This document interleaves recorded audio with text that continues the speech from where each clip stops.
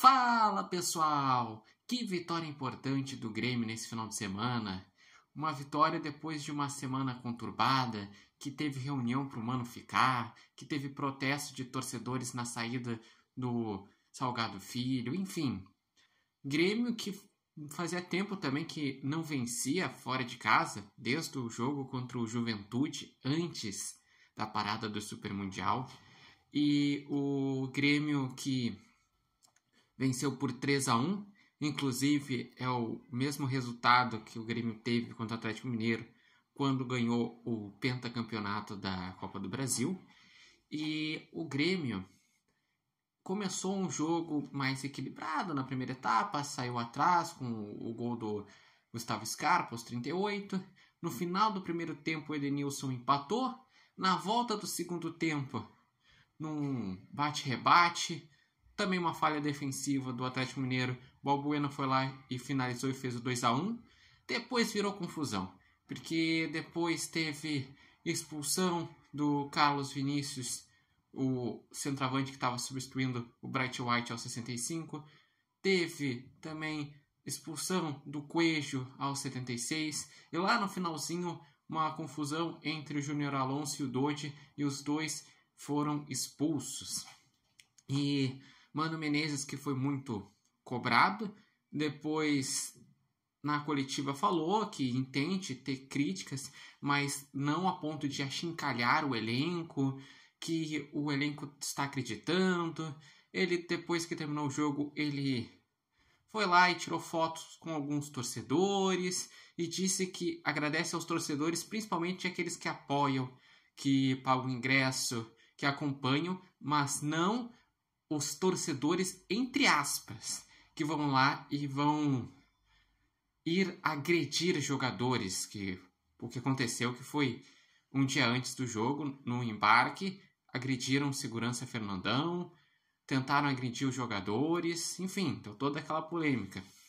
E em relação às próprias falas do Mano Menezes, que tinha dito que tinha um limite, que precisava de uma resposta direta, a resposta foi dada.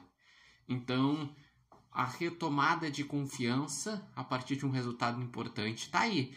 Ah, mas o Atlético Mineiro ele estava desfocado porque vai enfrentar o Godoy Cruz no meio de semana, o jogo de volta das oitavas de final na Sul-Americana. Até pode ser, mas sinceramente também é muito mérito do Grêmio de conseguir esse resultado. E dá um alívio também para o torcedor, porque tinha perdido para o Sport no outro final de semana. Ficado em 15º, olhado a proximidade da zona de rebaixamento e a sequência difícil. E agora no primeiro jogo do turno, num jogo difícil, foi lá e conseguiu um grande resultado. Foi para 13º, está com 23 pontos. Quem abre a zona de rebaixamento é o Vitória com 19. Enfim, não sei se isso pode dar futebol, mas pelo menos dá confiança. E isso é muito importante nessa briga contra o rebaixamento que o Grêmio vem enfrentando desde o início do campeonato. Mas também vamos falar uma coisa, diferente do ano passado, o Grêmio não frequentou tanto a zona de rebaixamento que nem no ano passado. No ano passado o Grêmio ficou basicamente todo o primeiro turno dentro da zona de rebaixamento, daí depois saiu no início do segundo turno e não voltou mais. Nesse campeonato o Grêmio ficou entre a quarta rodada até a nona rodada, depois se distanciou e agora sempre tem ficado na segunda página da tabela, mas normalmente a uns 4, 5 pontos em relação à zona de rebaixamento. Além disso, teve a notícia positiva de que o Arthur, aquele que jogou na Libertadores de 2017, está voltando para o Grêmio. Teve a notícia positiva que o Grêmio abriu negociações com o Marcelo Groy, o goleiro ídolo também daquela Libertadores, da Recopa, que ficou 20 anos no Grêmio. Enfim, são notícias positivas após uma semana de muita crítica, de muita reflexão e de muito trabalho.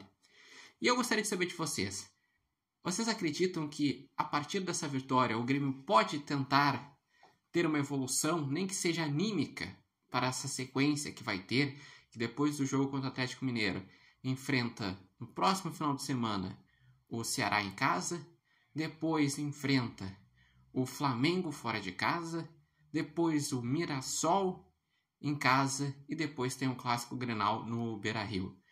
O que vocês veem sobre essa possibilidade de evolução do Grêmio?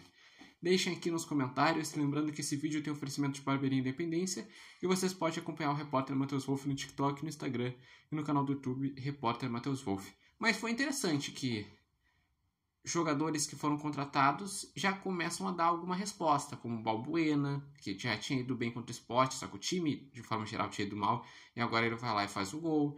Como o Carlos Vinícius, que estava fazendo uma boa partida até a própria expulsão.